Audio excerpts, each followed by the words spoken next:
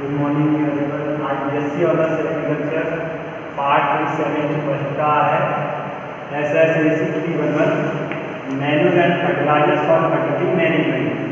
तो आज जो टॉपिक है सॉइल ऑर्गेनिक मैटर। तो सॉइल ऑर्गेनिक मैटर के अंदर हम पढ़ेंगे सबसे पहले डेफिनेशन, परिभाषा क्या है या किसे कहते हैं soil organic matter. The review of animal matter, micro organism, plant and vegetation which are found on the upper surface of the earth or added from outside called soil organic matter। तो इसका हिंदी अनुवाद रहता है कि पृथ्वी के ऊपर ही पाए जाने वाले जीव जंतु और प्लांट और वनस्पतियों के अवशेष जो मृदा में मिल जाते हैं उनको क्या है मृदा कार्बनिक पदार्थ कहते हैं। बाहर से मिल जाते हैं, मिलाए जाते हैं, मृदा कार्बनिक पदार्थ कहलाते हैं। तो इसकी परिभाषा है। अब इसकी आगे लिखेंगे डेफिनेशन होगी।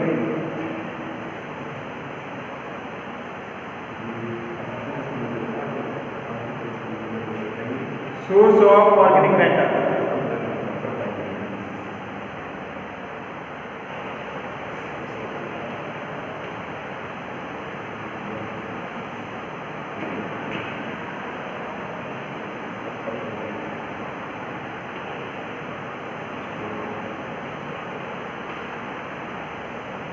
ऑर्गेनिक मैटर के कार्बन पदार्थ के सोर्स यानी स्रोत क्या क्या स्रोत है।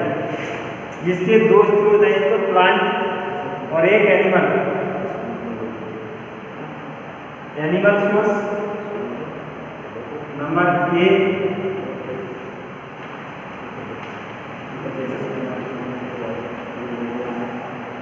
एनिमल सोर्स, बी है प्लांट।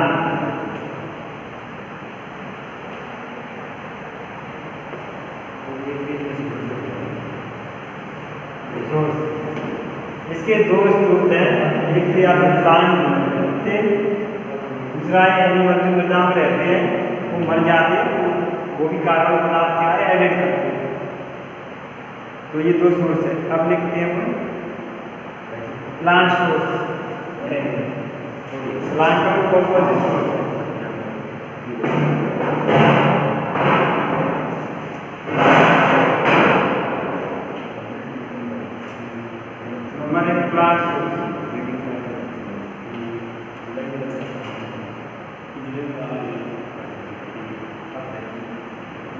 प्लांट सोर्स का अपना है ग्रीन वेजिटेबल। नंबर है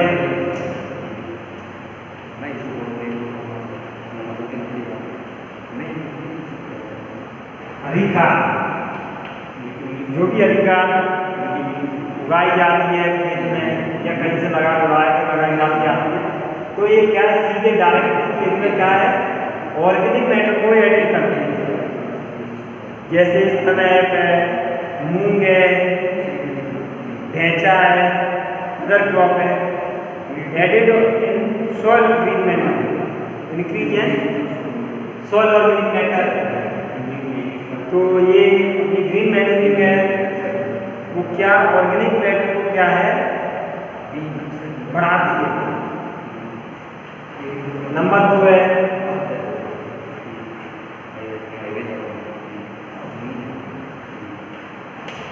FIM एंड कंपोस्ट।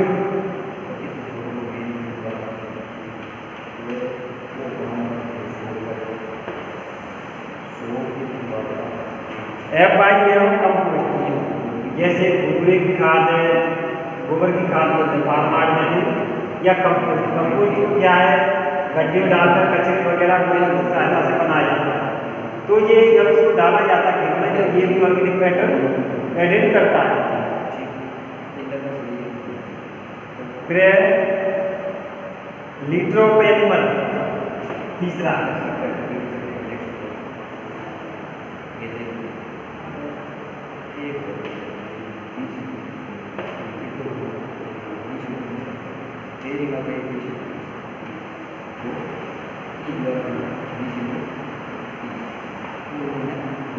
ये मूव वगैरह होता है डायरेक्टली हेड ऑफ कंपोजिट।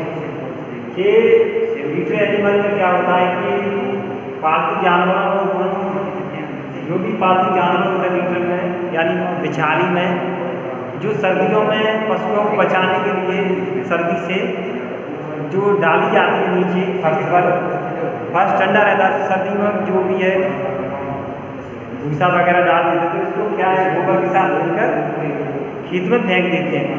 तो डायरेक्टली ऑर्गेनिक मैटर क्या है बढ़ाता है क्या लीटर यानी बिछाली। अब पहला है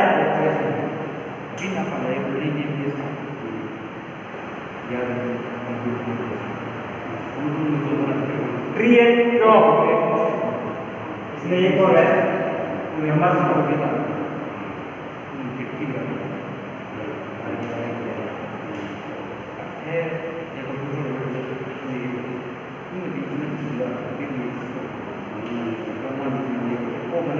फसलों की जो काटने के बाद जो शेष तना बचता है वो भी क्या करता है कि ऑर्गेनिक मैटर को क्या है इंक्रीज करता है, इंक्रीज ऑफ ऑर्गेनिक मैटर।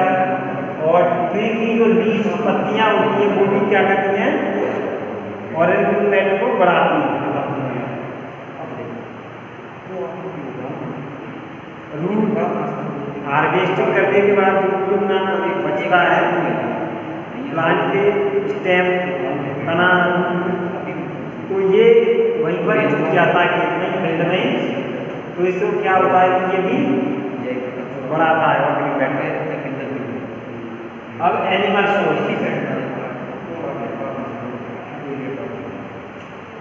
ये तो plant source, animal source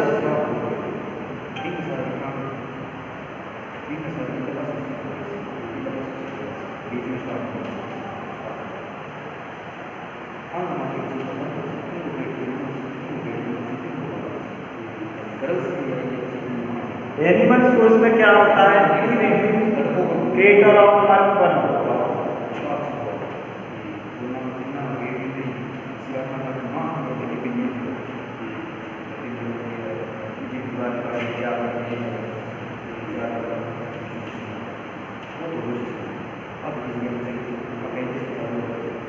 of creator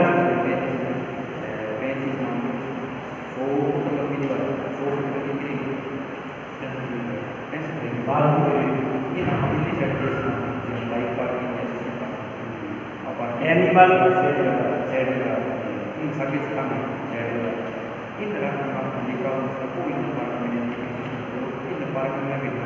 micro organism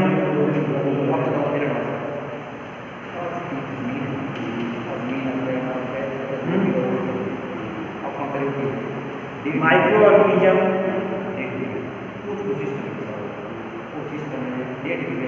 are secondary source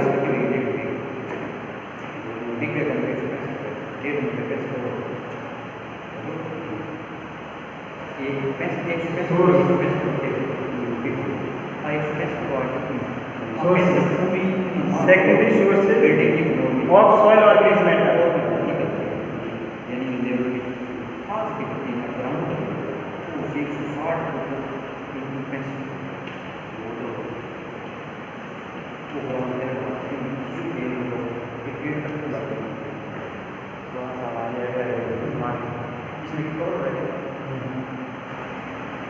तो ये क्या है सेकेंडरी सोर्सेज है एनिमल जो सूक्ष्म जीव होते हैं उसमें पाए जाते हैं।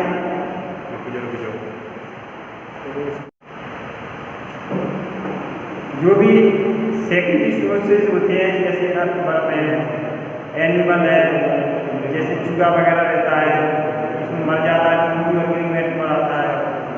तो ये सेकेंडरी सोर्सेज है।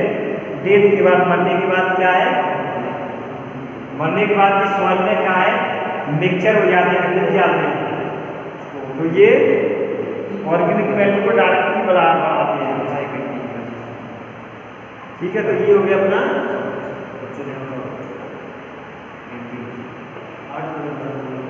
सोर्सेस कारक पदार्थ के। तो ये दो प्रकार के थे, एक तो प्लांट संबंधी, दूसरा एनिमल संबंधी।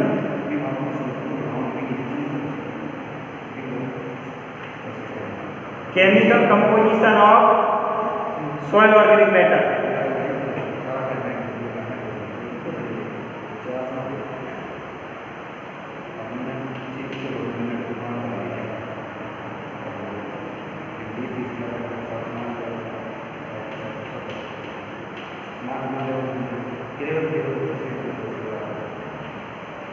सॉइल ऑर्गेनिक मैटर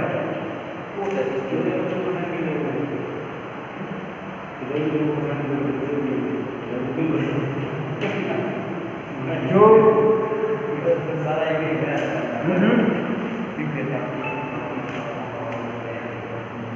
उसका कार्बनिक मृदा कार्बन पदार्थ का रासायनिक संगठन है। मृदा कार्बन पदार्थ का रासायनिक संगठन है। तो ये दो प्रकार का रहता है, ऑर्गेनिक, टू टाइप, ऑर्गेनिक और inorganic. Number 1 organic, number 2 inorganic. Inorganic फिर ऑर्गेनिक भी दो टाइप का रहता है, ये ऑर्गेनिक कार्बनिक भी दो प्रकार का रहता है।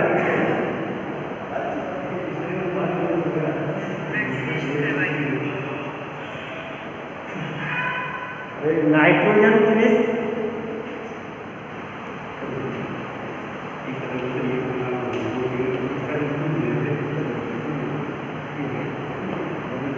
नाइट्रोजनस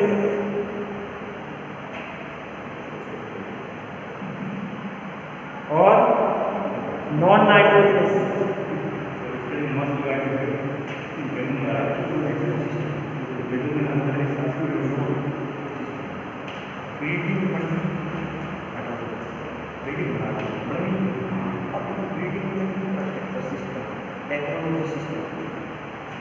इसको नाइट्रोजन सहित दूसरा नाइट्रोजन सहित,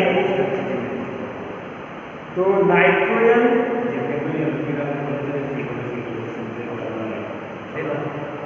नाइट्रोजन इसमें कौन से होते हैं, इसको लिखती है। अब इसको साफ कर देते हैं, यहाँ से इसको साफ कर देते हैं, इसको साफ कर देते हैं। Nitrogen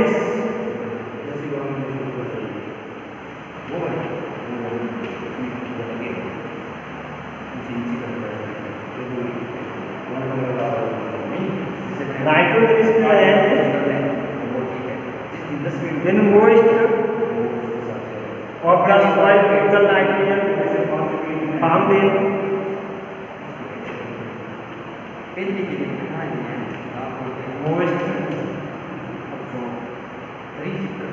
of the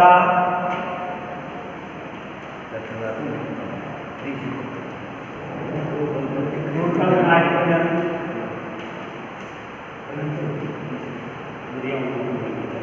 soil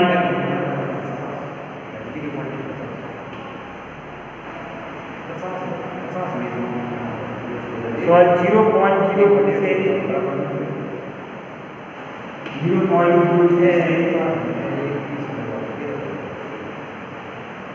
0.04 but in organic soil,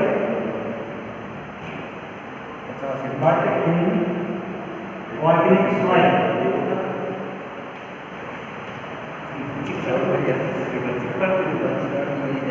जो मृदा में नाइट्रोजन होती है कार्बनिक, वो 0.2 से 0.4 तक होती है। अधिकांश मृदाएं, और कार्बन मृदा में ये 2.5% तक होती है। More than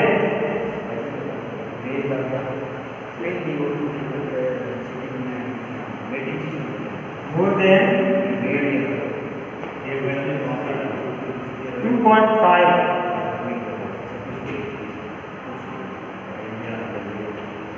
%। 90 से 96% नाइट्रोजन फाउंड इन ऑर्गेनिक।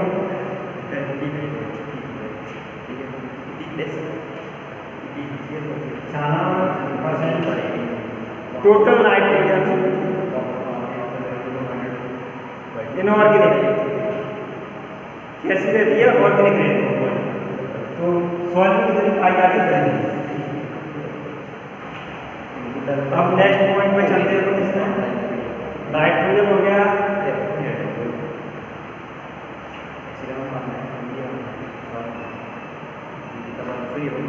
अब नंबर 2 वाटर सॉल्युबल।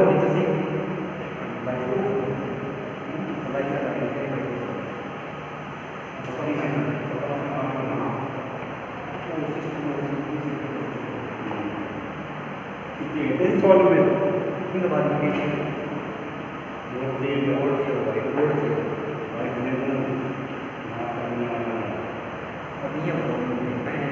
इसका हिंदी कहता है जल अघुलनशील।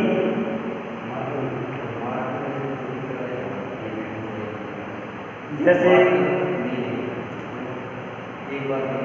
वाटर सॉल्युबल है, पहला है वाटर सॉल्युबल।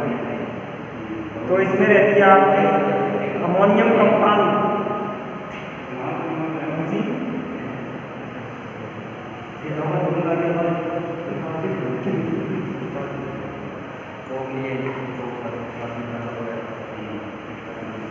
अमोनियम कंपाउंड जिसमें रहता है आपका नाइट्रेट,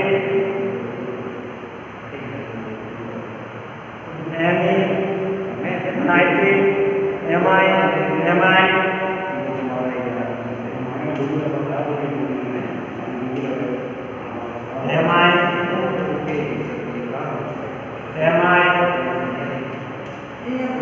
तो ये रहती है इसमें water soluble. Water insoluble number 2।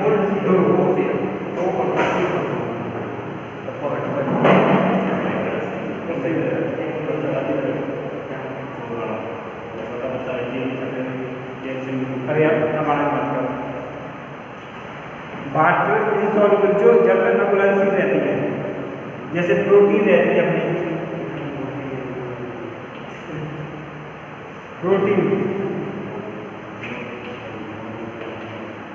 Protein में ये तीनों प्रकार की रहती है। इसमें सिंपल, कंबाइंड,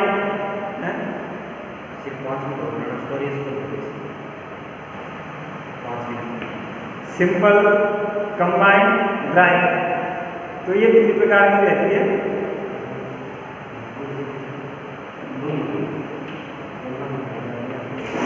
सिंपल, कंबाइंड,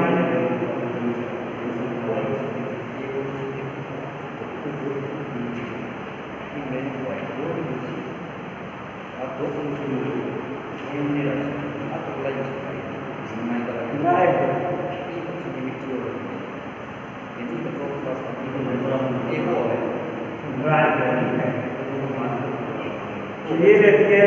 इसमें प्रोटीन रहती है, पेप्टिन रहती है, न्यूक्लियो रहती है, प्रोटॉन ये रहती है। नॉन नाइट्रोजन इसमें दिखाई जाता है। अगला टॉपिक है नॉन नाइट्रोजन।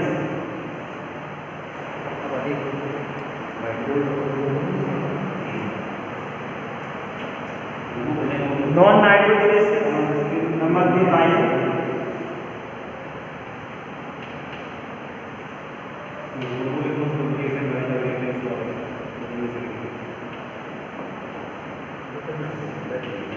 नॉन नाइट्रोजन में रहता है कार्बोहाइड्रेट।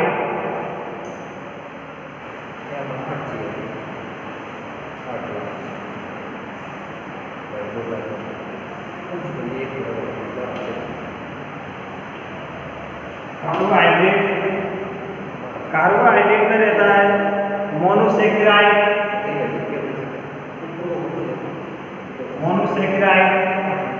और मोनोसेकेराइड में फिर इसके बहुत सारे चीज है, ग्लूकोज है, फ्रक्टोज है, सुक्रोज है, ये रहते हैं मोनोसेकेराइड।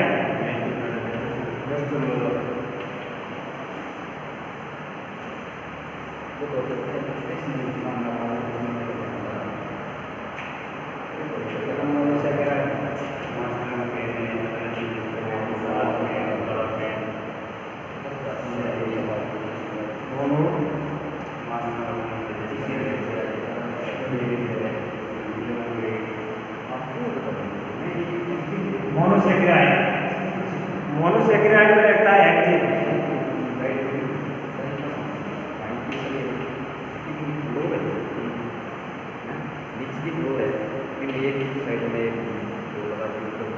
इसमें रहता है आपका ग्लूकोज, इसमें ग्लूकोज, फ्रक्टोज, सुक्रोज।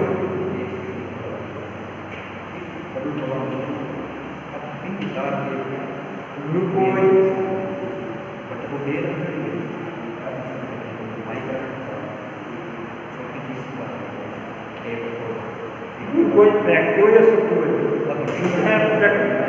पेंटोज में रहता है आपका अदमेन, जैसे ये रहते हैं।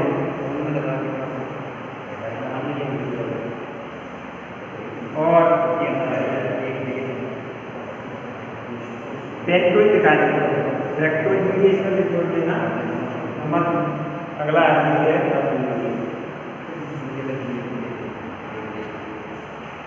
पेंटोज।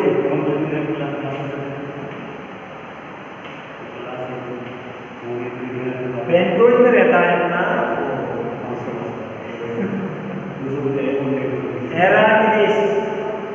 एराकिनेस और राइबोसोम और राइबोज। इसमें राइबोज भी रहता है और राइबोसोम।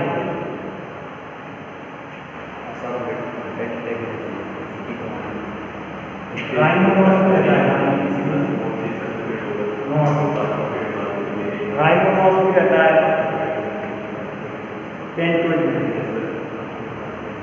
और डाइसेकेराइड में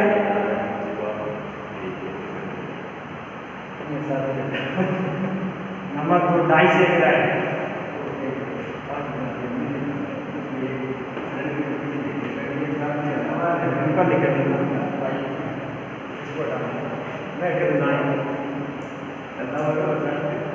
डाइसेकेराइड में रहता है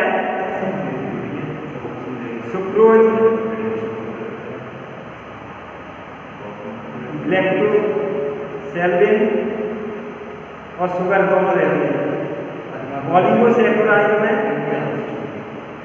लैक्टोज रहता है, पॉलीसेकेराइड में स्टार्च है, सेलुलोज, लैक्टेन, ये रहता है। कितना हो गया? 15 मिनट। अरे और करो।